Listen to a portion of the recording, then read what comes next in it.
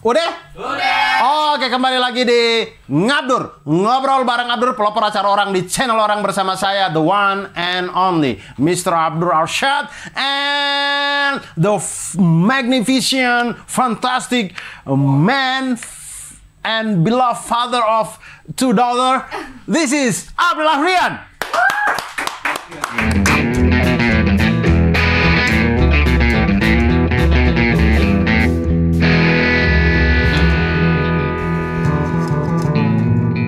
Kita nggak bisa beli barang di luar negeri seharga $1.000 tanpa dikenain pajak di sini ya. Bapak Menteri favorit Pak Zulhas, anaknya tahu nggak? Iya. Join member berarti Anda tahu kalau ini jelas salah gitu. Jadi kalau masih ada yang bisa nonton YouTube, bisa ke internet tapi masih ke tempat gini sih gua nggak bingung sih saya. Tapi yang ngasih guideline. Iya. Dan harusnya idealnya adalah apapun tayangan TV sebelum tayang gini juga kan Ke KPI dulu. Beliau tentara. Ntar gaji berapa kalau jenderal? Saya gua nggak tahu makanya. Tapi kan ungkap dong. Ngomong apa adanya. Nggak, gua nggak tahu. Ngomong apa adanya. Berarti kenapa Anda menuduh beliau korup? Nggak ada ngomong. Tadi gue diiringi masuk dengan lagu judulnya Sebelum Kulelah. Bapak kamu tukang cat ya? Saya di luar, misalnya kayak gitu, jangan sampai kelihatan lah. Gitu. Selingkuh, tapi salahnya karena kelihatan.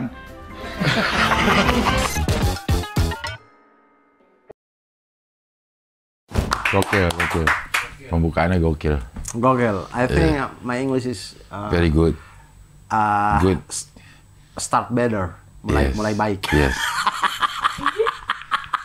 Getting better. Getting better. Yeah. I think that. And today, ladies and gentlemen, the Iron Warrior. Pejuang setrika. Pejuang setrika. Yes, Iron Warrior. Iron Warrior. Yeah, wherever you are. Wherever you are, Yeah. wherever you do your ironing in your home or Yes. in your office, Office, in dong. your field, maybe. Yes. Beside of people playing football and you Ironing. ironing your t-shirt. This is today we want to talk about 12 anatomy systems in human being. Human body. And Human in body. human body and the function of The function of the 12. the things of that, The 12 system. the 12 systems. Yeah. And this is a very Funny. no. Very This is happy. Very Amsari. interesting. Yes. Very Amsari.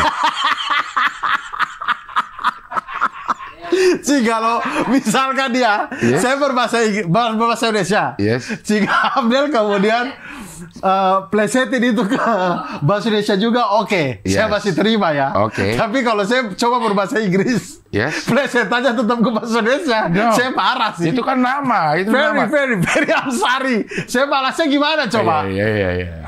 Kalau Sorry. very strong gitu. Ya, Mungkin ya. saya bisa balas juga, Pak. Ya. Very Amsari. Saya bingung tuh. Balasnya gimana? Ya. Unit tofu. Apa unit tofu? Perlu tahu. Tofu kan tahu. Tahu tofu. Tofu ya. Yes, Unit yes. tofu. Saya about pikir this system. ini band. Tofu ada. Ada kan? Uya. Ya aku ya kan? Dan istrinya. Kau na. Itu bukan, itu Na, na, T5. na, na. Itu T5. Itu T5. T. T5. Tofu apa? Yang paling terkenal? Inikah namanya tofu? Oh, inikah tofu? Cinta itu. Cinta ya. Iya. Oh, ya. Satu kali. Nah, dua. Oh ya, saya tahu. Ya. Ah ya itu. And now we talk about 12 anatomy system in human body and the function. And the number one is what? The number one is circulation of blood. Blood. Itu apa ya namanya ya? Blood system. Blood money. Blood money, uang darah. Iya, Uang. uang kotor kayaknya ya. Uang kotor. Uang yang didapatkan dengan cara pengorbanan yang baik. Kalau bangsawan kan darah biru. Iya. Istilahnya. Blue Kalau- blood. Iya, kalau misalkan di Bluebird. bahasa Inggris apa? Bluebird. Bukan. Enggak, Darah kan? biru itu apa ya? Darah biru itu cuma Bangsawan itu ya. istilah di Indonesia kan. Iya. Kalau bangsawan bahasa Inggris apa? Kayak orang yang Bangsawan. rich people. Rich Masa, Brian. Iya. Masa cuman orang kaya? Iya, Enggak iya. deh kayaknya. Hah? Coba translate Royal. darah biru gitu aja. Royal Family. Coba kalau darah biru masa Oh, the Noble. Oh, makanya orang dapat Nobel. No, itu nama Alfred Nobel. Nama Oh, iya, orang. iya. Penemu dinamit. Dinamo. Dinamit. Alex Dinamit. Alfred Nobel itu penemu dinamit. Oh, yang Bener gak sih? bikin TNT nih. Hah? Yang Coba. bikin TNT. Iya kan? Dinamit kan TNT kan? Iya. Alfred Nobel. Tapi Nobelnya Jangan gitu, ini aja penemu dinamit gitu aja. Kalau ini kita harus baca tuh udah ada. Tuh. menemukan Kimiawan. dinamit. Oh, asal Swedia. Oh, dia asalnya dari IKEA ya. Swedia, payung sebelum hujan. Sedia itu. Menemukan dinamit. Kalau Xenia payung sebelum hujan. Ada aja orang tua ini emang. Nah, itu ya Alfred Bernhard Nobel. Ialah Lahir di Stockholm. Stockholm Syndrome. Enggak, Stockholm City aja. Stockholm Syndrome apa? Stockholm Syndrome itu sindrom Stockholm. yang Nggak bisa ke kota Stockholm. bukan. Stockholm Syndrome itu pada saat orang korban yang akhirnya mencintai pelaku kejahatannya. Ini terjadi di Stockholm, orang diculik, dan kalau nggak salah ya, sehingga orang yang diculik itu jatuh cinta kepada penyuliknya.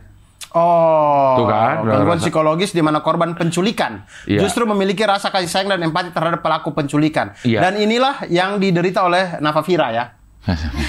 Makanya ada bagaimana hukumnya menikahi Sandra gitu. Iya. Stockholm Karena ternyata Syndrome. dia mencintai orang yang menculiknya Iya. dan menyekapnya dia dengan sapu tangan itu. Satu tangan pakai Iya. amoniak. Iya. Iya. Nggak, pingsan nggak bau. Pakai mobil hardtop dan Iya. pakai mobil hardtop. Iya. Stockholm Syndrome ini karena kejadiannya asli ada di Stockholm.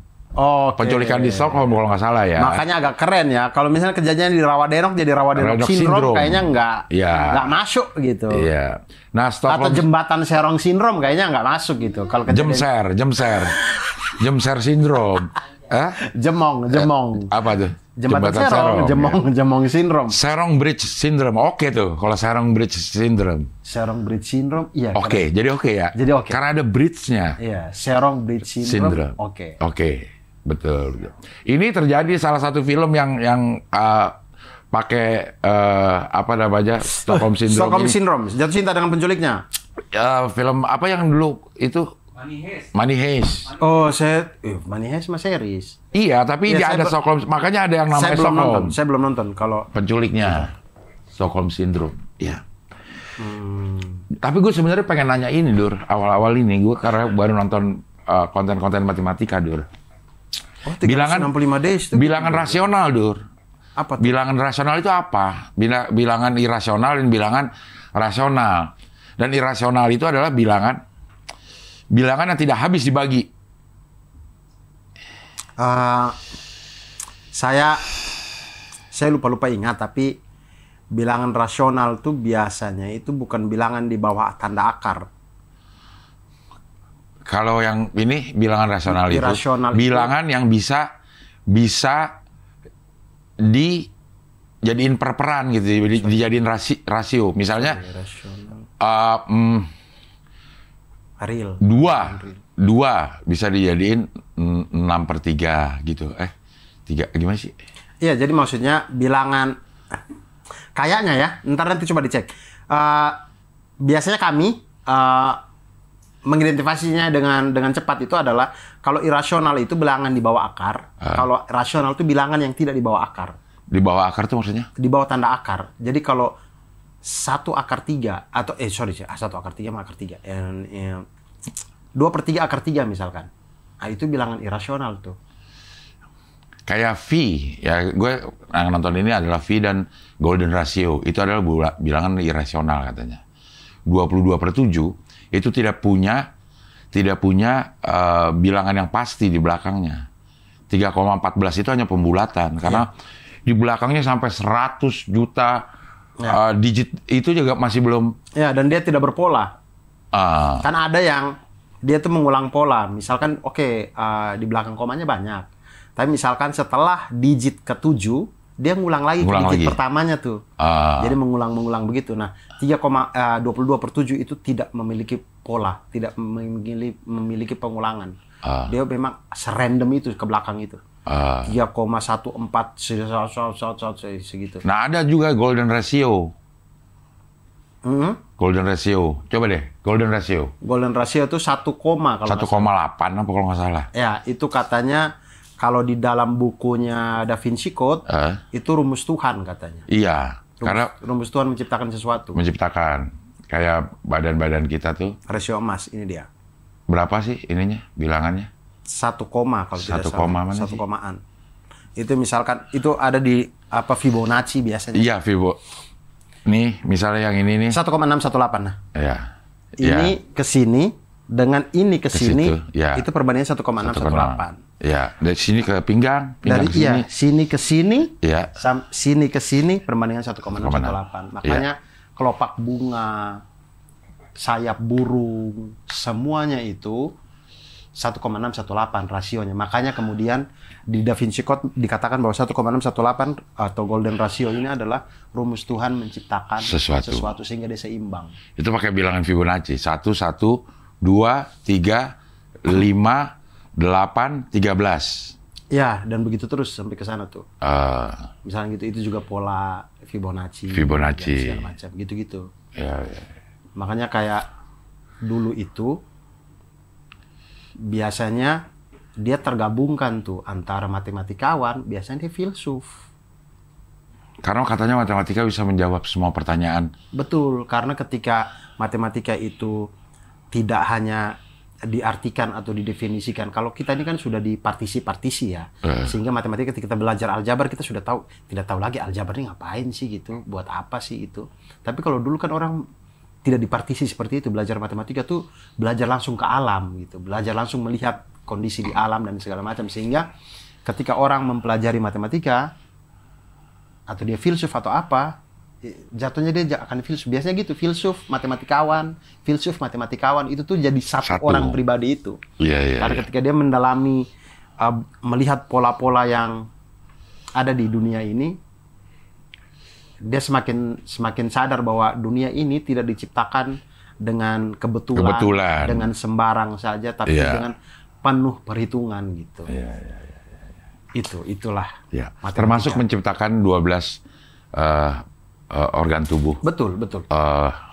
Sistem bukan organ ini. Iya. Sistem peredaran darah misalnya. Ini berarti bukan organ ya kalau sistem itu ya. Ini sistem ini adalah organ-organ yang menjalankan kan. Organ-organ menjalankan tugasnya masing-masing, terbentuklah jadi sistem. Ya. Karena sistem peredaran darah tentu akan kita bicara tentang organ jantung. Jantung untuk memompa darah. Terus organ hati mungkin. Pembuluh darah, tempat mengalirnya darah. Ya, kemudian organ hati mungkin untuk menetralisir racun segala macam.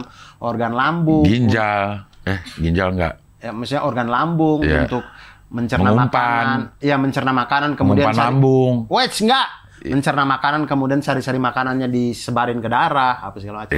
Kita akan berbicara banyak sekali organ. Pernapasan, mengikat oksigen. Betul. Sistem peredaran darah, Sistem peredaran darah. Sistem peredaran darah berfungsi untuk menyalurkan darah, nutrisi, oksigen, karbon dioksida, dan hormon ke seluruh tubuh agar bisa berfungsi dengan baik. Ini terdiri dari jantung, darah, pembuluh darah, arteri, vena, gitu. Nah, ini semua perhitungan semua. Maksudnya? Semua perhitungan. Buktinya kemudian dia bisa kita ukur. Tekanan darahnya berapa? Kalau udah nggak... Iya. Artinya ada kerja-kerja matematis yang dilakukan sama organ-organ ini sehingga dia bisa diukur. Kan kalau tidak diukur, kerjanya bukan kerja matematis. Kerja matematis tuh dikategorikan biasanya ya kerja yang bisa diukur di ini. Itu kerja-kerja matematis tuh. Nah, jadi ada perhitungannya gitu. Kenapa Tuhan membuat jantung, Coba ya, berapa ya? jantung berdetak dalam semenit segini? Gue hitung ya, apakah ini masuk ke dalam golden ratio juga? 12 bagi 8. Geser ke kanan gua ya. Nah, sistem peredaran ini satu aja sistem ini tidak bentar.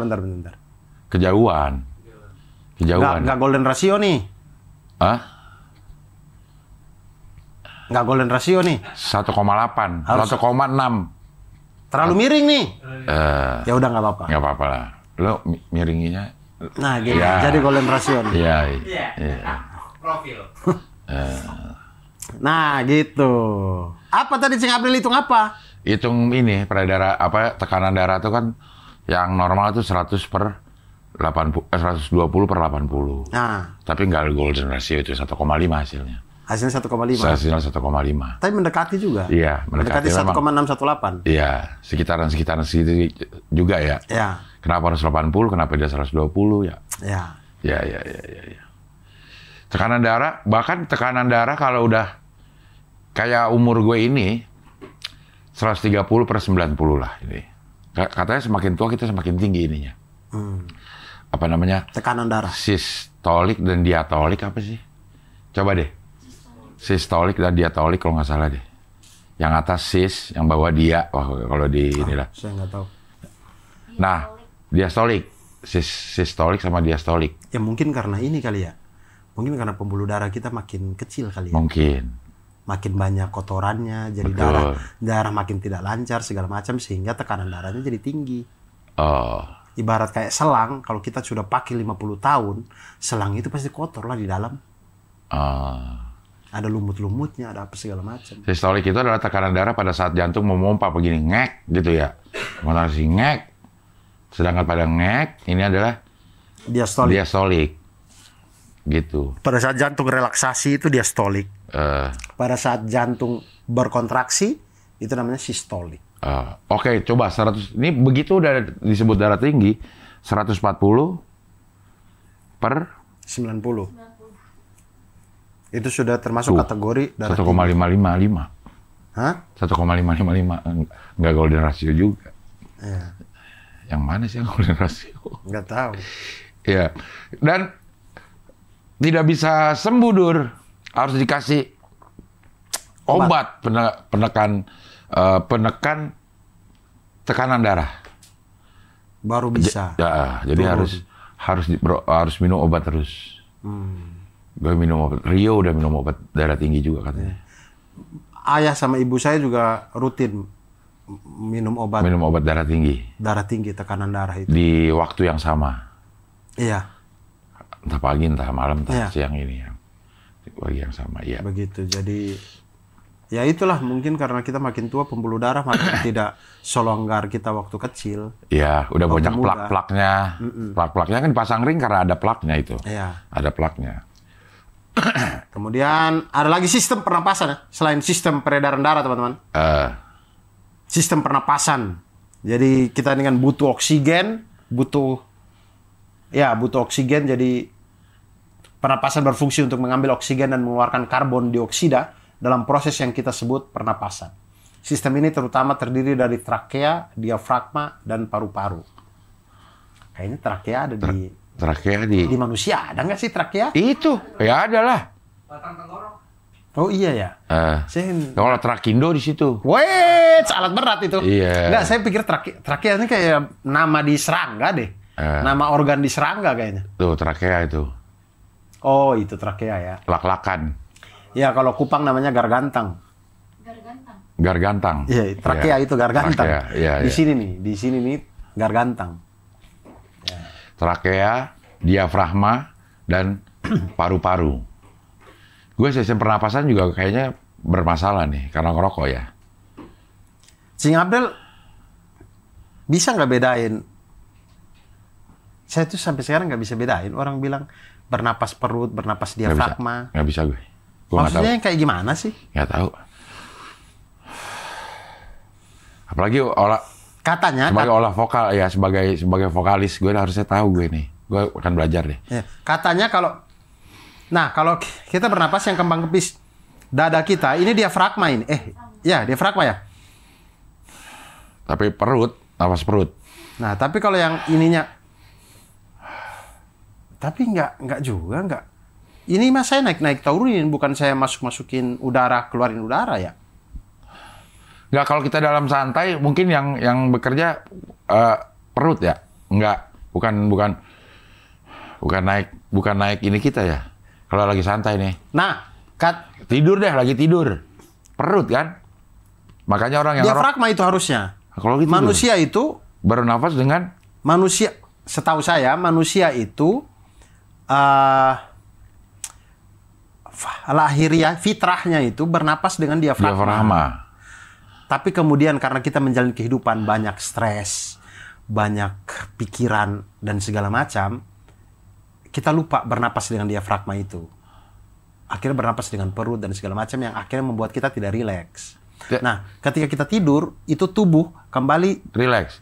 Tapi kok perut yang gitu?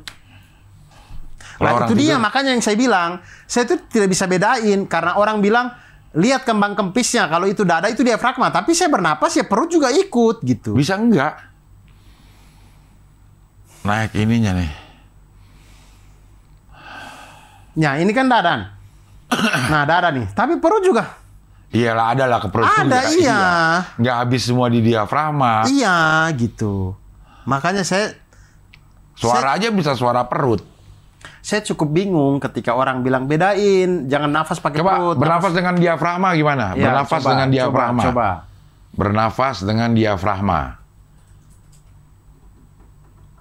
Diagnosa dia bilang. Diagnosa dia. Dia tulis diagnosa. Ayo, ini tolonglah. Ini 2 teknik latihan pernapasan diafragma untuk meningkatkan fungsi paru. Nah, iya kan? Benar kan? Berarti fitrah kita itu diafragma. Fitrah kita? Iya, karena itu yang bagus. Itu kan meningkatkan fungsi paru.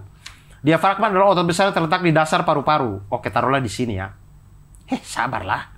Ketika kamu menarik nafas, diafragma kamu akan berkontraksi dan bergerak ke bawah yang menciptakan ruang bagi paru-paru untuk mengembang dan terisi udara.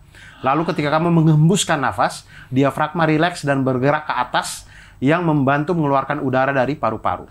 Kebalik ya? Kok kita narik nafas? Pernapasan diafragma atau yang disebut juga pernapasan perut ternyata sama. Diafragma itu perut. Melibatkan sepenuhnya perut, otot perut, dan diafragma saat bernapas. Hal ini berarti kamu secara aktif menarik diafragma ke bawah setiap menarik napas. Dengan cara ini pernapasan diafragma membantu paru-paru. Oh, jadi karena sama aja dengan perut ini.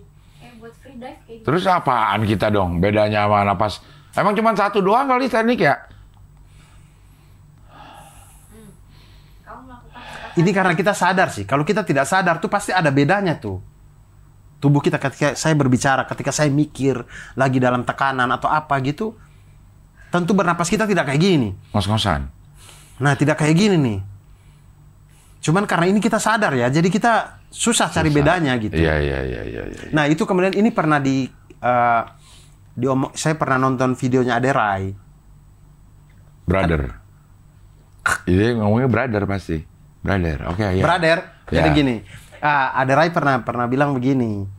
Dia bilang kenapa kemudian dia tuh bilang kalau tidak salah itu ya, maksudnya bernapas dengan diafragma apa segala macam ini fitrahnya kita. Itu kalau kita bernapas dengan diafragma itu membantu tubuh untuk rileks dan segala macam. Karena meningkatkan fungsi paru, oksigen lebih banyak. Emang ada cara bernafas dengan tidak diafragma? Itu ada yang Bernafas dengan apa? ya itu ketika kita mungkin dengan diafragma juga, tapi oksigen yang masuk itu tidak semaksimal itu. Tidak optimal. Tidak optimal sehingga asupan ke oksigen ke otak juga kurang. Akhirnya kita tuh gampang capek, stres, apa segala macam. Nah, lalu kemudian dia bilang, kenapa kemudian orang itu ketika sumpah, misalkan yang perokok, dia ngerokok, kemudian dari ngerokok dia rileks gitu, ngerasa kayak orang kalau saya misalkan nulis, ngerokok, ngebantu nulis apa segala macam gitu gitulah ya. Karena secara tidak sadar orang ketika ngerokok dia mengembalikan nafasnya ke diafragma. Kita kalau ngerokok nih, tanpa kita sadar, balik lagi ke diafragma itu. Katanya Adi Rai begitu. Nah coba, apa selain diafragma ada nggak napas dengan apa? Coba di search dulu. Selain dengan diafragma. Berbagai macam teknik pernapasan. Ada berapa? 10 breathing exercise. Try when you're feeling stress. Oh ini kayak yang 47 gitu. Bernapas dengan... Ini bukan yang ini kayaknya. Enggak, lu balik ke Google yang lu ketik tadi. Nih. Itu tuh. Dada, perut. Pernapasan dada, pernapasan perut, dan pernapasan diafragma. Lah, Perut beda tadi. ternyata. Iya. Coba itu sana website-nya. Ternyata beda. Perut sama diafragma. Oh, yang tadi dia bilang sama. diafragma sama dengan perut.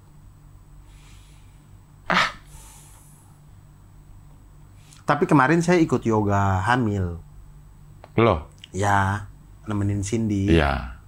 Nah, itu instrukturnya tuh bilang begitu. Jadi sering latihan untuk dia kembalikan pada pernapasan diafragma. Yang itu kita dikasih tali gitu. Pokoknya ngukur kalau tali itu ngendor, berarti sudah betul. Taruh di dada. Kalau tali itu ngendor, berarti betul sudah pakai diafragma tuh. Ya. Oh begitu caranya. Ya berarti dah ada dong ini. Tapi ada lu gitu pernapasan dada, pernapasan diafragma. Nggak tahu. Nah, terus kemudian dia bilang itu karena ketika mau melahirkan, pembukaan apa segala macam, ibu tuh kan cenderung stres, pikiran kemana-mana. Nah, fokus lagi kembali ke pernapasan sehingga otak asupan oksigennya lebih banyak, maksimal dan segala macam, sehingga itu membantu untuk rileks dan segala macam gitu. Waktu di yoga itu ya. Yoga adalah. Iya. Ada teknik 47. Narik 4 detik, keluarin 7 detik. Coba deh, ada nggak? Kayaknya itu untuk cepat tidur kalau nggak salah. Kalau nggak untuk sesak napas sih saya sesak napas sih 678. Menarik napas 478 kan? Menarik napas selama 4 detik, menahan selama 7 detik, dan menghembuskan napas selama 8 detik. Oke. Bertujuan mengurangi kecemasan atau membantu orang tidur. Oke. Ini coba ya. Bentuk pranayama yang merupakan praktik pengaturan napas. Oke. Narik 4 ya. 478. Tahan. 1, 2, 3, 4, 5, 6, 7. Keluarin 8. Banyak banget loh, kecepatan. Udah habis duluan. Iya kan? Habis. Iya. Malah sesak napas. Iya. Malah sesak napas. Enggak ya. Ada stres-stres. Pelan-pelan. Nggak ada menghilangkan stresnya ini. Malah jadi stres ya? Malah jadi stres. Coba kalau gue. Malah jadi stres. Gue lo hitungin. 1, 2, 3.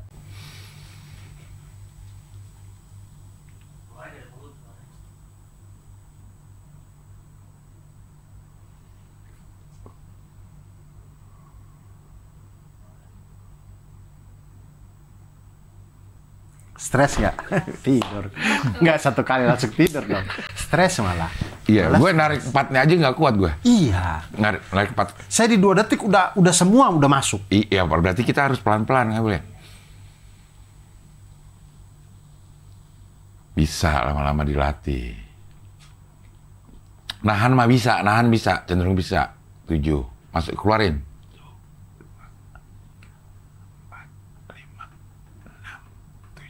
Stres sih saya.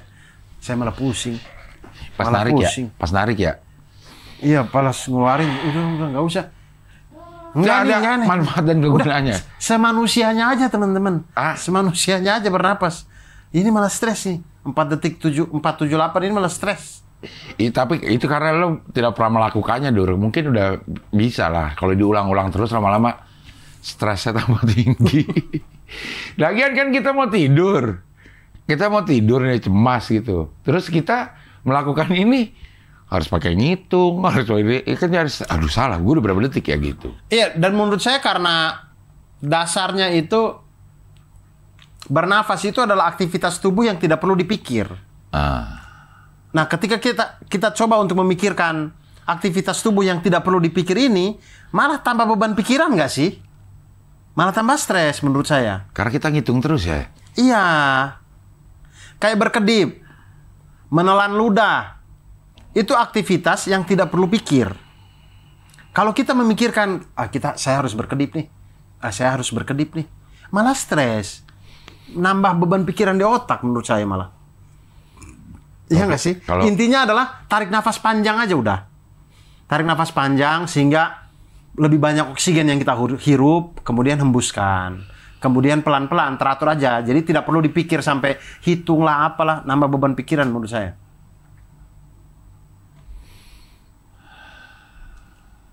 Contoh nih Cing. Contoh. Pusing sih emang ya. Waktu itu tadi karena seyogianya itu kegiatan yang tidak perlu otak pikirkan. Ketika kita paksa, kita bikin otak untuk memikirkan itu malah otak jadi nggak slow. Iya. Contoh misalkan, waktu dulu pernah saya ngambil lisensi ini nih, menyelam, diving. Itu ketika di bawah laut itu apa namanya? Ditanya tuh pertanyaan-pertanyaan simpel gitu. 5 kali 7.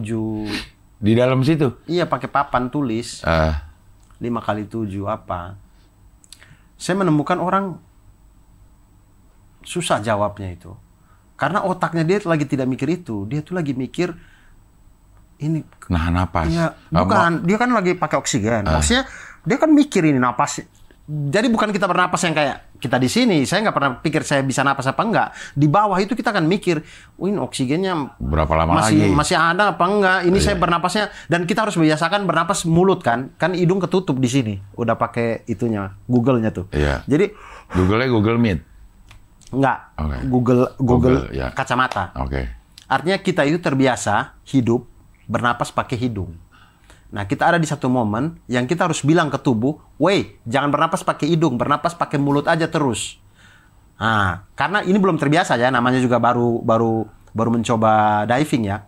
Kalau orang yang sudah sering diving mungkin sudah bisa mengatur tubuhnya. Tapi ini kan kita belum terbiasa. Jadi, kita tuh selalu kasih ingat otak untuk bernapas pakai mulut, bernapas pakai mulut, bernapas pakai mulut. Nah, begitu kemudian ditambah lagi dengan ini lingkungan yang hitam semua, ini gelap apa segala macam, terlalu banyak pikiran di otak sampai di papan tulis 5 kali 7. Saya emang nggak kelihatan kali? Enggak kelihatan, cuman kan gelap. Cuman psikisnya itu pengen cepet-cepet ke atas, pengen nggak nyaman gitu dengan segala macam itu, apalagi tekanan airnya yang setiap kali turun kita equalizer, setiap kali turun kita equalizer. Saya cukup takut dengan kedalaman. Ketinggian tidak terlalu. Ya takut juga, tapi tidak terlalu. Tapi kalau kedalaman, saya cukup takut. Takut malah saya. Ke dalam air tuh. Menyelam? Iya. Saya kadang berenang di laut. Saya berenang di laut pakai kacamata nih. Pakai kacamata renang. Berenang. Terus saya sudah berada di laut yang saya tidak bisa lihat dasarnya, itu saya takut tuh. Itu saya berenang mundur cepet-cepet ke pinggiran. Ke yang ke kapal. Masih dalam tapi saya masih bisa lihat. Dasarnya itu saya lebih suka. Tapi kalau yang sudah yang biru-biru kayak mau ditelan, gua aja ngeliat laut kayak waduh gila kayak mau nelan gua dah. Kita diginiin doang sama airnya. Blek habis. Iya. Segini banyak loh laut, maksudnya air laut di dunia ini gitu ya. Iya. Itu semalam lagi nih gue baru ini. Lo pernah, kalau lo raja film, berarti lo nonton ini juga, Anunnaki. Kamar film. Gue bilang apa? Raja film. Oke, kamar film. Anunnaki. Lo ini nggak? Nonton nggak? Belum kayaknya. Tentang Anunnaki yang menciptakan manusia. Belum. Emang ada di kamar film Anunnaki? Ada Anunnaki. Alien ini. Oh, film ini. Raja film. Kamar film. Kalau kamar film itu dia nggak ngebahas film. Iya, bukan film. Iya, coba di kamar film. Di kamar film dia membahas tentang Anunnaki. Coba aja kamar film Anunnaki gitu. Iya. Ada itunya tuh. Nah, menelusuri jejak ini 2 bulan yang lalu. Oh, saya belum nonton. Saya belum nonton. Berarti udah lama dong. Belum nggak nonton. Tidak, saya baru-baru ini nonton yang dia bahas tentang waktu, tentang Free will. apa mulanya waktu. Iya. Kenapa waktu rahasia? Iya, Rahasiakan dirinya. Iya, waktu merasakan dirinya itu Iya. saya nonton. Dan itu, Cing, maksudnya kan kita sempat bicara di sini masalah ruang dan waktu. Iya. Yang entah sudah tayang atau belum tayang itu. Yang kita syuting ini itu belum tayang ya. Iya. Ruang dan waktu. Pulang-pulang kamar film Itu. upload itu. Artinya dia kayaknya ada CCTV di sini yang dia bilang. Iya. Kenapa waktu merahasiakan dirinya? Iya, dan cara hipotesis apa ya? Argumen yang dia munculkan itu masuk akal. Dia masuk akal semua, Dur. Maksudnya dia tanya, dia kan mempertanyakan mana lebih dulu, waktu atau ruang? Nah, di satu sisi waktu yang akan duluan. Iya, maksudnya waktu itu ada karena adanya pergerakan ruang-ruang. Iya. Iya dong. Kan misalkan kayak waktu yang kita tahu di dunia ini itu karena adanya pergerakan matahari, pergerakan bumi, dengan garis edar dan segala macam. Ini kan ruang semua ini. Matahari itu kan ruang, bumi ini ruang. Itu baru kita bisa tahu ada waktu Waktunya, ini. ya. Gitu. Nah, tapi kalau ruang duluan, waktu belakangan. Nah, ketika kita bilang ruang duluan, itu sudah konsep waktu. Jadi bagaimana mungkin ruang mengalahkan waktu? Kalau ada kata duluan aja berarti Sudah pakai konsep waktu. Berarti ada yang lebih dulu. Itu kan konsep waktu. Iya. Ruang dan waktu akhirnya disimpulkan dia tercipta bersamaan. Ini. Iya. Bisa begitu.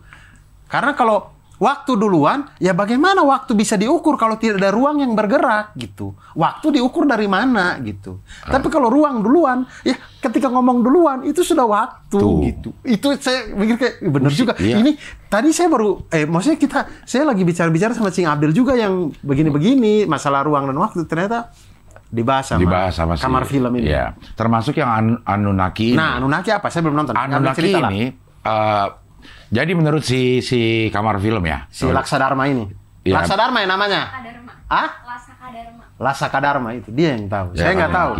Menurut Hah? si Lu ngefans ya sama? Udah nggak sini ya?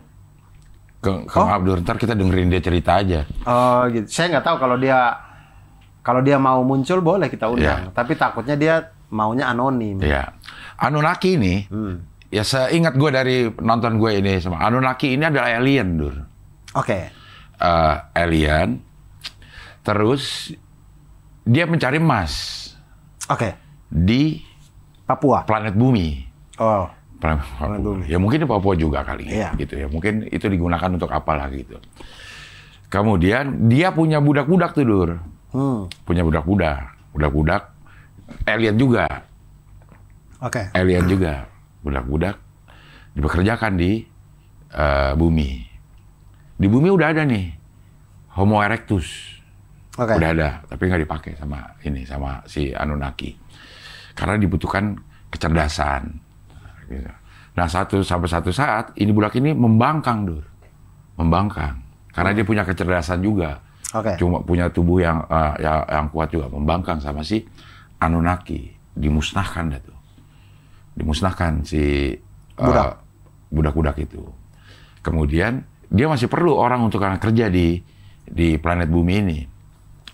Homo erectus itu disuntikan DNA dia, Dur. Kayak menurut si kamar film ya. Jadilah Homo sapiens. Orang yang bisa berpikir, punya kekuatan, bisa dijadiin budak-budaknya gitu. Budak-budaknya. Lama-lama tapi berkembang terus, Dur. Berkembang terus, banyak jadi populasinya itu. Si populasi Homo sapiens ini terlalu banyak berkembang biak. Akhirnya diusir lah dari situ. Nah, itu konsep Taman Edennya itu buat si Anunnaki. Si orang ini gitu. Diusir keluar dari lingkup situ. Ya, tapi itu kan di bumi. Iya, bumi juga. Iya. Ya, bumi juga, cuman tempatnya beda gitu. Oke. Tempatnya beda. begitu diusir, pada keluar, ternyata dia tetap bisa survive. Jadilah manusia sekarang, gitu. Berarti kita itu adalah menurut itu Iya. Anunnaki itu adalah Iya. kita ini adalah Homo sapiens, Homo erectus yang disuntikan DNA DNA Anunnaki. alien. Iya. DNA alien. Iya. Jadilah manusia. Jadilah manusia. Ya. Ya gitu. Nah, ada juga yang Nah, itu berdasarkan dari mana? Maksudnya konsep ini kan tentu ada mungkin dari sebuah kitab. manuskrip Sebuah Sumeria kalau nggak manuskrip, salah. Oke. Sumeria kalau nggak salah ininya. Oke. Gitu. Terus sama yang kalau kita percaya adalah Nabi Nuh.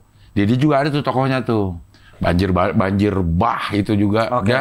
Dia konsepnya juga ada tuh. Oke, berarti manuskrip Sumeria ini, maksudnya kalau kita ambil benang merahnya. Pokoknya manuskrip ya, gue nggak tahu ya Sumeria atau enggak. Iya, Ya. maksudnya Ada taruh manuskrip lah. manuskrip kuno ini. Ya, yang bercerita tentang itu. Ya, manuskrip kuno ini artinya benang merahnya yang sama dengan kita adalah sama-sama percaya bahwa ada kekuatan lain di luar bumi Betul. yang mengatur kita manusia. Benar. Di sini di manuskrip itu dikatakan Anunnaki.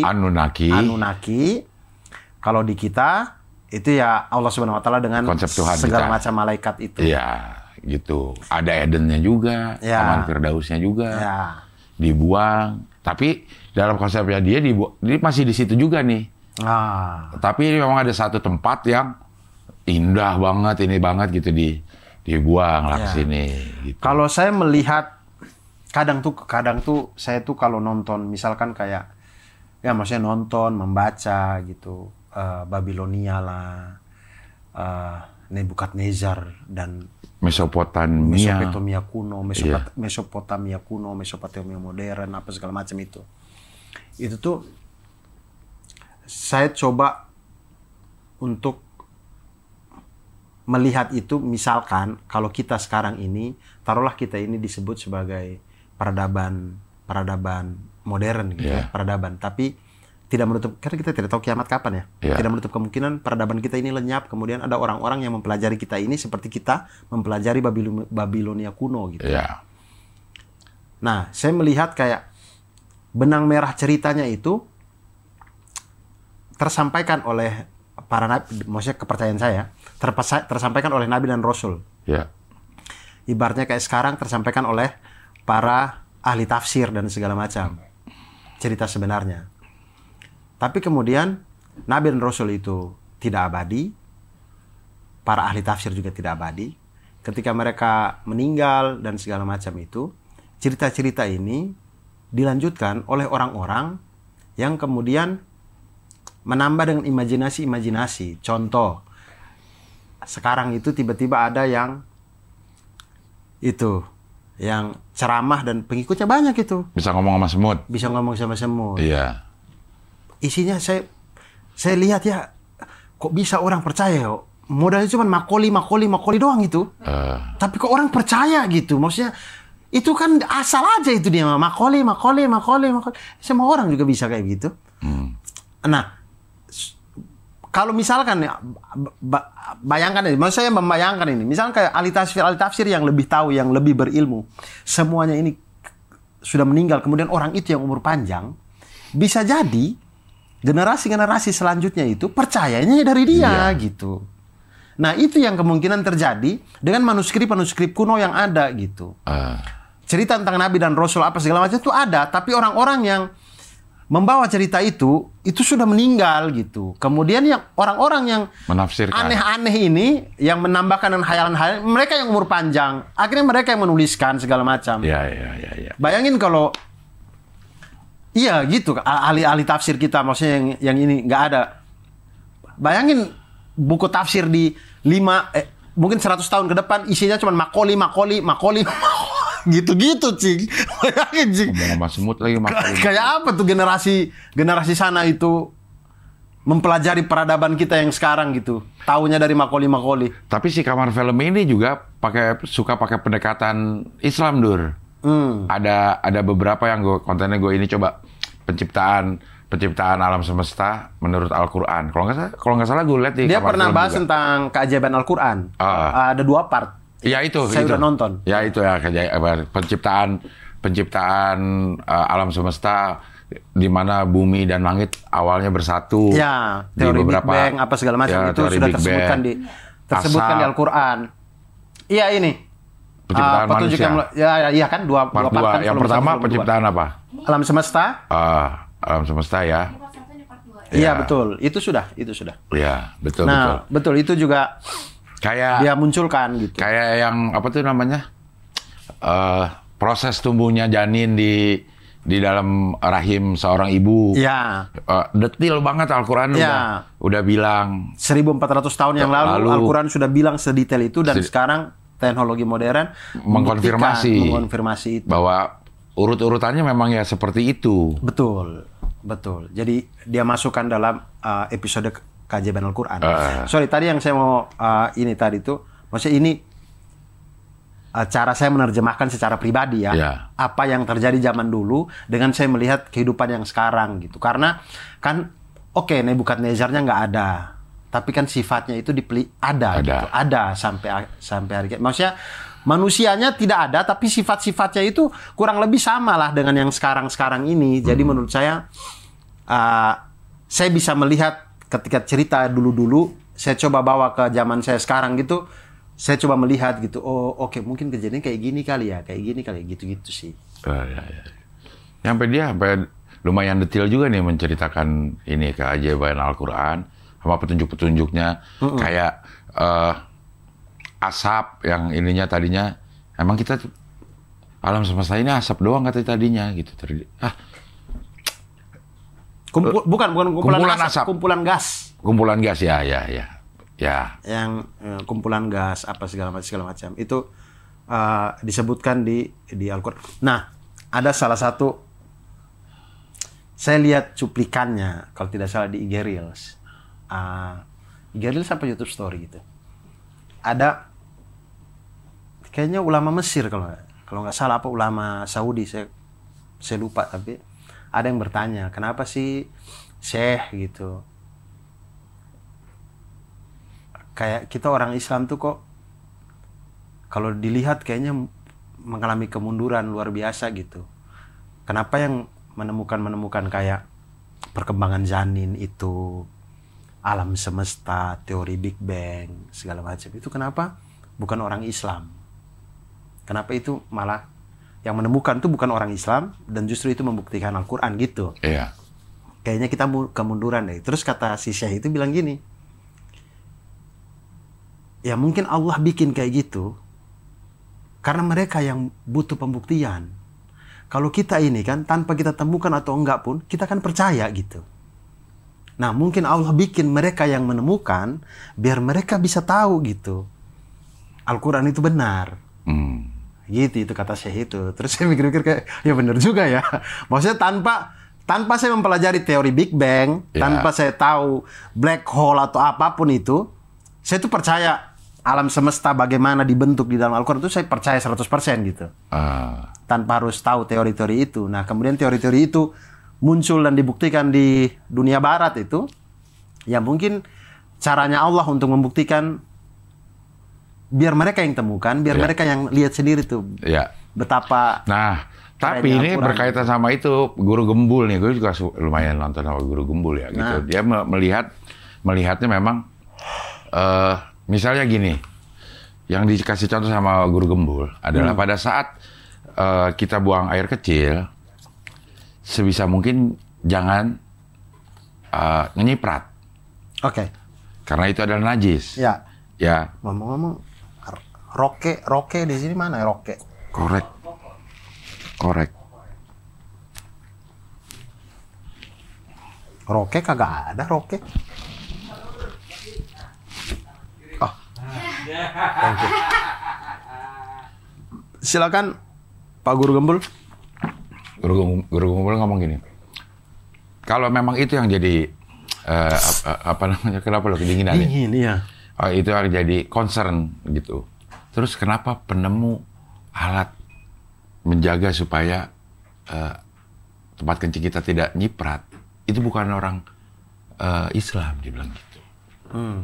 Harusnya kalau menurut Guru Gembul, karena itu adalah syariat kita untuk tidak ini. Harusnya kita tuh cari tuh gimana caranya supaya kencing kita nggak nyiprat. Kayak teknologi urinoir atau teknologi apa namanya WC yang bisa duduk, WC duduk apa jongkok? Duduk ya. Yang airnya tuh menuju ke satu tempat gitu. Dia memberikan perumpamaan itu. Nah, kita tuh sering tidak menggunakan syariat itu untuk aplikasikan ke dalam sebuah teknologi gitu. Harusnya tuh kita mikir, karena kita itu kan keharusan kita tuh menjaga supaya kita nggak kena ini. Ayo kita pikirin gimana caranya bikin tempat kencing yang tidak nyiprat-nyiprat. Nah, kita kekurangannya di situ kalau menurut si Guru Gembul. Gitu. Kalau saya, Cing, nyiprat. Bukan, Enggak. karena caranya kita. Setahu saya nih, kalau tidak ada ketergesaan apapun, maksudnya tidak ada halangan apapun, sebaiknya duduk kencing itu. Oke, ini apa ya namanya? Bukan masalah kencing atau apa enggak lah. Ininya apa namanya? Intinya gitu. Gue bisa. Iya, maksudnya saya paham. Maksudnya jadinya kalau misalkan itu mungkin ya, itu tidak menjadi sebuah masalah besar atau sebuah hal yang harus kita temukan atau apa, karena mungkin ilmuwan Islam zaman dulu itu merasa bahwa ya kencing itu duduk gitu. Nah, pada saat yang bersamaan Kan kencing nyiprat itu terjadi ketika kita kencing berdiri kan? Betul. Terjadi ketika kita kencing berdiri tuh. Benar. Kalau kencing duduk tuh Nyepret itu. 90% aman lah. Ya, mungkin ada 10% saya tidak tahu ada apa, tapi 99% insya Allah aman. Ya. Nah, makanya mungkin tidak terpikirkan untuk itu. Tapi kemudian ada juga yang di beberapa tempat, Cing, maksudnya urinoir yang berdiri itu. Saya waktu di Singapura saya tidak temukan ini. Waktu saya ke luar negeri cuma di Singapura doang sih. Cuman maksudnya di Singapura itu saya tidak menemukan ini. Urinoir mereka itu tidak ada pembatasnya yang naik gini. Indonesia punya tuh. Iya. Di Indonesia di beberapa tempat memang Luar negeri sama rata-rata gitu. tidak semua, tapi ada yang naiknya. Jadi ini urinoirnya ada yang naiknya begini. Iya. Nah, di Singapura enggak. Malah sekarang tambahin yang bening. Yang tambahan. Iya. Supaya pasti tidak nyiprat. Iya, itu dia. Di rata-rata di Indonesia ada tuh itunya, set naik gitu. Iya. Artinya mungkin saya tidak tahu, mungkin di luar negeri ada atau tidak. Nanti teman-teman yang di luar negeri coba komen ya. Ada tidak? Rata-rata sih memang kelihatan aja. Rata-rata ya, kalau gue yang di beberapa tempat yang gue ini, kalau di urinoir ya nggak ada pembatasnya sama sekali. Bukan pembatas yang di sini. Iya. Yang di depan kita, ini urinoirnya, dia ada sekatnya ke terbuka atas. aja gitu ya. Iya. Betul. Nah, di Indonesia ada tuh, artinya maksudnya tempat-tempat yang naruh itu memikirkan untuk ini kayaknya kalau kita kencing doang di urinoir langsung gitu yang terbuka, kayaknya peluang nyipratnya ada deh. Iya. Akhirnya ditaruh gitu. Iya. Betul. Sama kemarin waktu itu ada tamu nih, engineering psychology. Ya. Bagaimana merekayasa berdasarkan merekayasa teknologi berdasarkan psikologi manusia. Oke. Psikologi manusia. Ini masalah urinoir juga nih. Lo pernah lihat ada urinoir yang ada gambar lalatnya nggak? Urinoir ada gambar lalat. Lalat. Di mana? Di tempat kita kencing itu. Oh, tidak pernah. Coba kita lihat yang gambar lalat. Banyak ini. Tuh. Oh, saya tidak pernah temukan ini. Atau lo nggak ngeh, kayak udah lumayan banyak. Tuh. Biar kencingnya ke situ. Betul. Fokus ke situ, Dur. Itu dengan bentuk yang kayak begini, itu udah ngurangin 80% cipratan, Dur.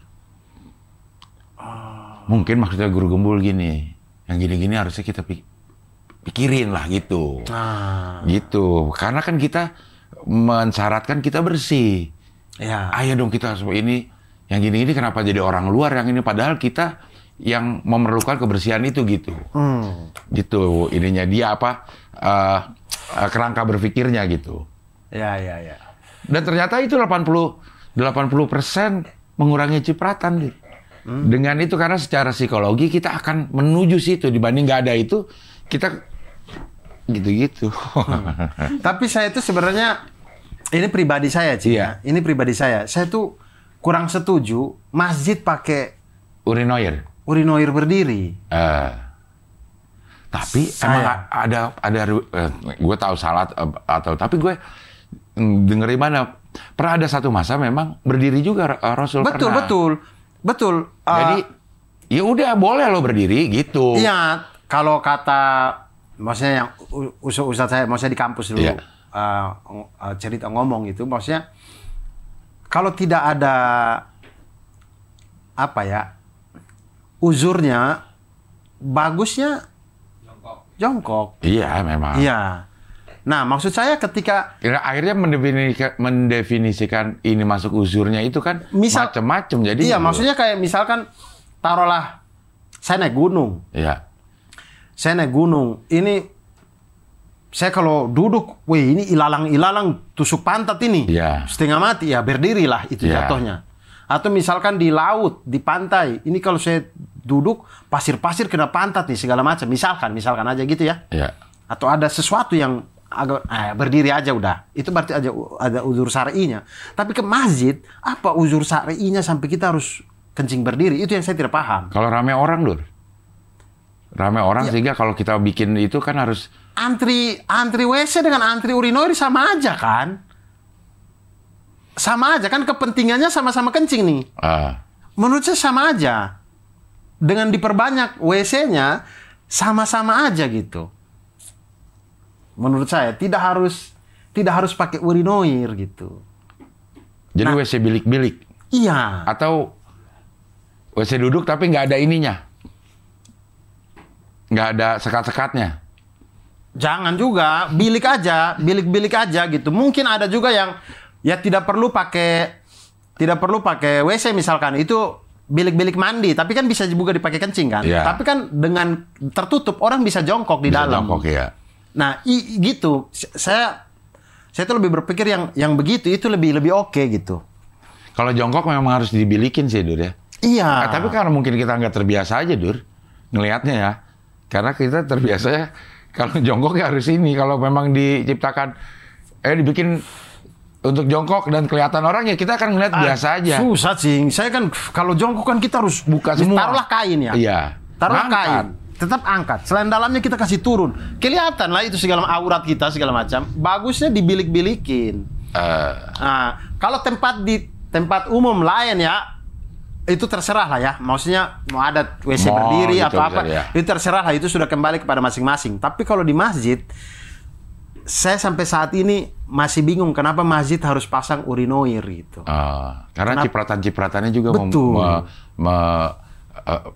meningkatkan resiko. Betul, Iya, betul. Kenapa nggak WC aja gitu? Itu sih yang ini. Karena saya di kampus saya di Universitas Muhammadiyah Malang, Masjid Air Fahrudi tidak ada urinoirnya. Semua itu bilik. Jadi dibuat WC banyak memang. WC banyak sekali itu. Jadi tidak ada tempat kencing berdirinya, itu tidak ada. Tidak dikasih kesempatan. Kayak gitu. Berarti kalau guru nggak bisa dong? Guru kencing berdiri, Iya. murid kencing naik tebing. Ih, naik tebing. Begitu itu. 5 menit lagi closing. Sistem peredaran darah sudah, pernapasan sudah, yang ketiga belum. Apa 12 ini? Pencernaan. Pencernaan ya. Pencernaan, Ya. makan-makan segala macam itu teman-teman ya. Kemudian berikutnya ada sistem kerangka. Tulang-tulang itu. Tulang-tulang belulang. Ya. Ini semuanya, Dur. Semuanya ini terganggu satu, kehidupan kita terganggu loh, Dur. Terganggu. Kehidupan kita terganggu kayak sistem pencernaan nih. Kalau kita susah boker aja, susah boker. Gak enak. Nggak enak. Satu aja sakit di tubuh kita. Gak Iya. enak, cing. Satu sistem nggak berjalan ya. Iya. Gak usah sistem. Hal-hal kecil aja.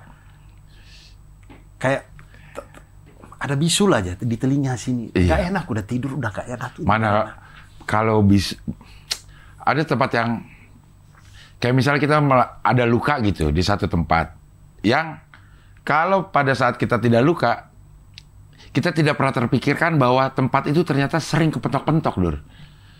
Bisul dah misalnya. Bisul di satu tempat. Begitu lo kena bisul di situ, itu biasa kepentok-pentok mulu, Dur. Atau apa ya? Kaki deh. Kaki nih, telapak ini kan suka ada lecet dikit gitu. Begitu lecet, kita baru ngerasa bahwa ini setiap saat ternyata penting banget gitu. Kalau ini luka sedikit aja di sini doang nih yang kita kagak tahu kan, kagak pernah latihin juga kayak gini. Begini luka nih, begitu pakai sepatu, begitu ngelangkah, begitu ini udah terganggu semua. Nggak enak. Padahal lecet di sini doang. Iya. Sama di sini kalau pakai sepatu kan. Iya. Iya kan? Pakai sepatu di sini betul. Iya kan? Nggak enak banget ini. Udah nggak enak banget. Nggak enak banget. Bisa gitu Saya ya. itu pernah, kayaknya beberapa bulan lalu deh. Jadi saya juga tidak sadar kegores di mana. Mungkin saya lagi perbaiki entah ngelap motor kah, entah apakah, kegores lah di sini nih, di sini gitu. Ini cing, di sini doang ini makan nggak enak. Karena saya baru sadar ketika saya makan pakai tangan, kena kuah, kenapa pedisnya minta ampun. Iya. Saya cuci tangan, pedis Masih lagi. iya. Saya mandi, pedis. Jadi bayangin saya makan, kan saya tidak suka makan pakai sendok. Saya tuh makannya pakai tangan. Makan tangan pakai begini, itu nggak enak banget. Nggak pakai telunjuk susah Nggak ya? pakai telunjuk, nggak enak banget. Nggak pakai jempol apa? Nggak bisa loh. Kalau jempol lagi. Ya, kalau jempol yang nggak bisa, udah pakai sendok udah itu. Kalau ini kan masih begini. Saya begini nih. Nggak, saya makan ada kali 4-5 hari saya makan begini, itu tidak enak sekali. Tidak enak sekali. Saya mau makan begini, ini kena kuah, pedisnya minta ampun. Jadi, kayak hidup tuh kayak, ya Allah, kegores ini doang padahal. Tapi setidak nyaman itu hidup. Yeah. Nah, itu baru apalagi sistem yang sistem kerangka tuh, apalagi. Bayangin nih. Sistem kerangka. Bayangin kalau negara kita ini, tubuh kita. Kan yang rusak udah sistem kita ini. Anjay. Harusnya kita tuh rasa sakitnya tuh kayak gitu tuh. Harusnya ya. Rasa nggak nyamannya ya. Harusnya nggak nyamannya tuh segitunya tuh. Sehingga. Tapi. Dicuekin. Iya. Kita merasa kayak aman-aman aja. Enak aja gitu. Padahal sebobrok itu sistem ini. Sistem kerangka nih, Dur. Ini di usia-usia gue lo akan berasa nih, Dur. Sendi, segala macam. Saya sudah sekarang. Lalu udah. Saya tidur kelamaan, bangun nggak enak udah. Badannya begini. Pokoknya saya tidur kalau maksudnya tidur kelamaan ya. Maksudnya ke subuh kelewat itu bangun tuh ini udah sakit sih. Tidak terjadi apa, saya tidak olahraga berat, tidak ngapa-ngapain loh. Bangun-bangun ini udah sakit. Nah, tapi kalau saya bangunnya itu jam 5, setengah 6, maksudnya masih subuh-subuh saya bangun, tubuh enak-enak aja. Tapi kalau saya bangun tiba-tiba jam 8 itu, sini udah kena tuh. Bangun udah nggak enak aja, napas tuh kayak sakit gitu. Di belakang? Iya, di sininya sakit. Saya nggak tahu kenapa, udah berasa begitu. Kelamaan mungkin tidurnya? Iya. Iya, kelamaan tidur juga emang nggak enak sih.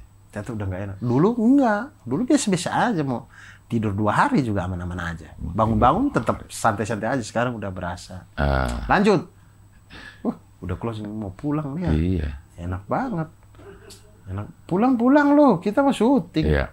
Otot. Sistem otot. Ini memang harus lo latih sedari muda. Untuk yang masih muda, latihlah otot. Ya. Supaya si kerangkanya ini tetap bisa sesuai fungsinya. Karena kalau otot bagus, ototnya kuat, ya, beban dia akan melindungi tulang dengan baik. Betul. Gerakan-gerakan itu kan otot sebenarnya bebannya. Pada saat otot udah nggak kuat, itu dibebankan kepada tulang yang memang bukan buat peruntukannya. Betul. Jadi akhirnya ya otot lo lemah, sendi lo gampang kena. Ya, jadi otot kuat, tulang kuat, otot dan tulang kuat, dia akan menjaga organ dengan baik. Baik, betul. Semuanya berkesinambungan ini. Ya, betul. Itu kata abangku ada raya. Ya. Sistem saraf. Wah, ini penting sekali. Nih. Saya tuh tiap kali baca artikel-artikelnya neurologi segala macam tuh saya takjubnya luar biasa sama kerja otak kita ini, Cing. Listrik Bahkan ternyata. saya kalau ngisi pecahkan, saya bedah betapa cepatnya manusia mencerna komedi itu. Kadang-kadang saya lagi ngajar, saya amazed sendiri gitu. Nah, di kamar film juga ada nih. Di kamar film mengenai apakah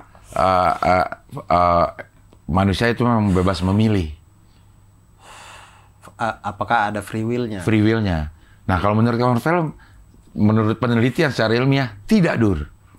Karena kita sudah diarahkan dulu, sebelum kita memutuskan, walaupun perbedaannya 500 milisecond kalau nggak salah.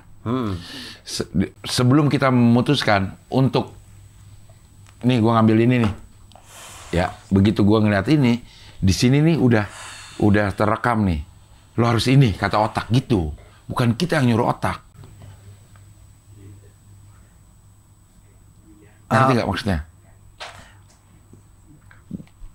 Oh, otak nyuruh kita. Iya. Bedanya 300 milisecond kalau nggak salah. Antara terbentuknya terbentuknya si otak itu untuk nyuruh kita sama kita memutuskan untuk mengambil atau enggak gitu.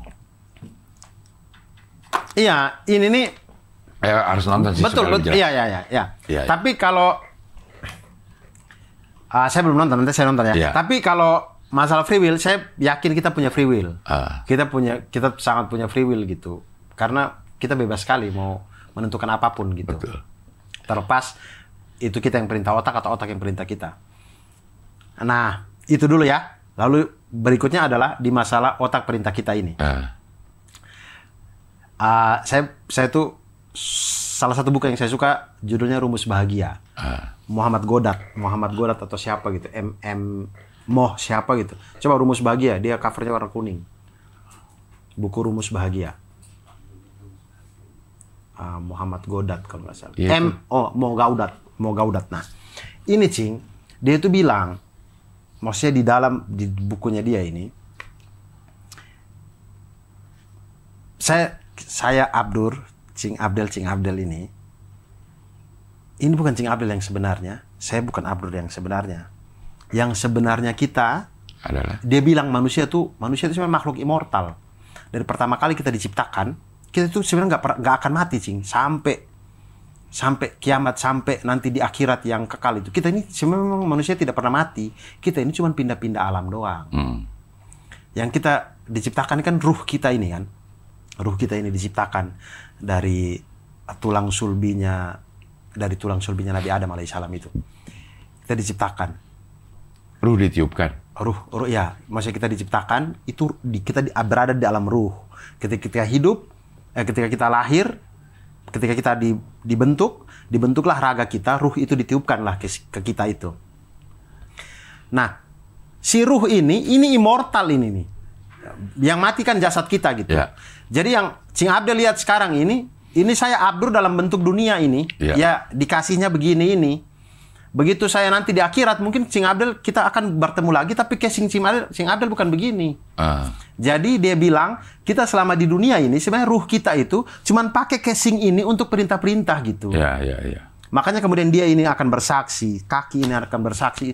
Dia akan bersaksi bahwa si Abdur yang ruh itu pakai kau untuk apa aja sih gitu. Ya. Jadi kayak ini, jadi saya waktu baca itu tuh saya mikir kayak, membuka kasana berpikir saya gitu. Oh iya betul juga. Ini HP ini tuh saya lagi pakai casing ini gitu. Tapi ketika nanti besok bukan casing ini, casing ini bukan HP ini gitu. Ya. Cuman kulitnya doang gitu. Ya. Nah, makanya kalau yang di kamar itu apa gue belum selesai menontonnya atau apa? Apakah dia memasukkan unsur kolbu gitu? Kalau menurut ya karena gue pernah di Suryalaya ya. Jadi ada pemahamannya. Untuk menentukan iya atau tidak kita melakukan atau tidak itu adalah kolbu. Awal ya. Kolbu nih. Yang menentukan iya atau tidak kita melakukan sesuatu. Nah itu udah terkirim tuh ke otak tuh pada saat kita bilang iya. Nanti otak yang bekerja tuh gimana caranya untuk itu terjadi. Atau enggak. Otak yang akan menentukan gimana caranya untuk itu tidak terjadi gitu. Jadi keputusan tuh ada di hati. Makanya ya kalau akhirnya pemahaman gue, kenapa kita itu selalu membersihkan tuh hati, bukan membersihkan otak. Iya. Hati yang kita bersihin. Kemudian kolbu ya. Bukan hati liver ini ya, tapi kolbu itu. Iya. Yang kemudian dikatakan oleh Rasulullah SAW bahwa kalau hatinya baik, manusianya baik. Baik, ya. Ya mungkin itulah inti ruh kita tuh ada di situ. Mungkin ya. Jadi yang kita diperintahkan ya untuk membersihkan hati dengan hati itu kalau didiemin akan tertutup oleh nokta-nokta hitam yang akhirnya tidak bisa hati yang mati gitu. Nah, untuk menggugurkan nokta-nokta itu perlu zikir. Iya, makanya yang ada tombol hati bukan tombol otak. Nah, yang kita bersihkan hati.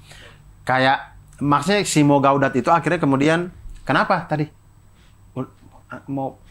Sudah ya? Anda tadi bilang Kak gitu. Oh enggak, saya kok dengerin. Maksudnya kayak si Mo Gaudat itu, maksudnya dari yang dia tuliskan itu sejalan juga dengan yang saya cukup yakin casing kita di akhirat tuh tidak begini. Iya. Karena nanti kan kita yang di akhirat tuh kan kita tidak butuh tidur. Iya. Kita tidak akan ada lagi sakit. Nah, Sal Priadi. Iya, maksudnya Gala Bunga Matahari. Iya, maksudnya tidak akan ada lagi sakit, tidak akan ada lagi rasa kantuk dan segala macam. Jadi tentu kalau misalkan seorang Abdur yang tidak akan lagi merasa kantuk, seorang Abdur yang tidak mungkin lagi merasa sakit, ya casingnya tidak mungkin begini dong. Iya, karena punya keterbatasan. 12 sistem yang ada di tubuh kita sekarang ini bukan sistem yang kayak begini dong. Pasti yang sudah paling paripurna gitu, yang dibikin sampai manusia itu tidak mungkin akan merasakan sakit. Nggak mungkin tidak mungkin merasakan tidur. Tidak mungkin pegel-pegel. Nah, itu adalah casing yang akan diberikan Allah Subhanahu wa taala untuk ruh kita di akhirat. Iya. Artinya casing kita ini mungkin akan Sing Abdul mungkin ketemu saya nanti. Insya Allah mudah-mudahan kita ketemu di akhirat di dalam surga gitu ya. Kita semua insya Allah mudah-mudahan. Nah, itu ntar itu ya panggil ya. Iya. Itu mungkin Cing Abdul lihat saya bukan yang saya sekarang. Saya lihat Cing Abdul bukan Cing Abdul. Mungkin Cing Abdul yang lebih muda, yang tidak akan pernah merasa tua. Ubanan nggak? Nggak mungkin kayaknya. Kita semua dalam versi terbaik. Muda jadi lagi. Cing Abdul dalam versi yang gantengnya Cing Abdul. 33 tahun. Rata-rata katanya. Ya, mungkin. Umur itu di 33 tahun. Berarti saya tidak terlalu jauh ya. Saya 36 berarti gue sekarang. tahun 2003 lah gue lihat. Abdur yang 3 tahun lalu ya hampir sama kayak sekarang sih. Tapi kan casingnya nggak gini. Iya. Mungkin. Ya begitu gitu. Nah, insya Allah saling kenal lah. Tinggal nanya, Dur. Udah tinggal kalau di sana nih, ya udah tinggal nanya lo pengen apa. Abdur mana sih? Ya ada lo langsung ada, Dur. Ya. Saya nggak ngebayangin sih. Iya, karena dimensi yang beda seperti yang lo pernah omongin. Dimensi berbeda ya kita tidak bisa masuk ke dalam dimensi itu, nggak nyampe. Imajinasi kita untuk berada di dimensi itu. Luasnya melebihi luas langit dan bumi. Iya kalau kita sama-sama di Pasming. Maksudnya di bumi aja nih. Iya kalau kita sama-sama di Pasming aja belum tentu ketemu loh. Pasming aja luas. Pasar Minggu. Iya. Ya Pasar Miing. Iya Pasming kan. Iya. Maksudnya di Pasar Minggu. Maksudnya kita sama-sama di Pasar Minggu aja. Kita sama-sama di Perumahan Palapa aja belum tentu kita ketemu. Iya. Apalagi ini di surga yang melebihi luas langit dan bumi. Saya tidak tahu Sing Abdul ada di mana. Tapi tinggal ngomong mau ketemu Abdur nih. Abdur. Ya, mungkin ya. Tapi kalau pada saat yang bersamaan lo nggak mau ketemu gue gimana nih, Dur? Bisa gila kita gitu. Mikirin itu tuh bisa gila, Dur. Ya nggak usah dipikirin. Nggak usah dipikirin. Kita jalanin aja sampai di sana. Ya, akhirnya aja. baru terjawab nih jawaban yang lo bingungin waktu di dunia. Betul. Kita jalin aja hidup dengan sebaik-baiknya, dengan sebermanfaat-manfaatnya. Amin ya Allah. Insya Allah mudah-mudahan kita semua bertemu di surganya Allah Subhanahu Wa Taala bersama dengan para pejuang setrika semuanya. Insya Allah mudah-mudahan. Ya begitulah teman-teman. Akhir dari ngabdur kita pada malam hari ini. Kamar film ini penyebabnya nih. Iya, kamar film.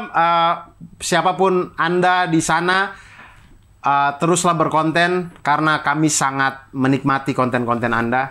Konten-konten Anda sangat bermanfaat. Pokoknya kamar film lah, MD Universe. Kalian itu adalah berlian-berlian di YouTube Indonesia. Jadi teruslah untuk berkarya. Mudah-mudahan Diamond itu, in the Sky. Iya, Diamond in Indonesia. Iya. I hope. Oke, ditutup pakai bahasa Inggris lagi. Iya. I hope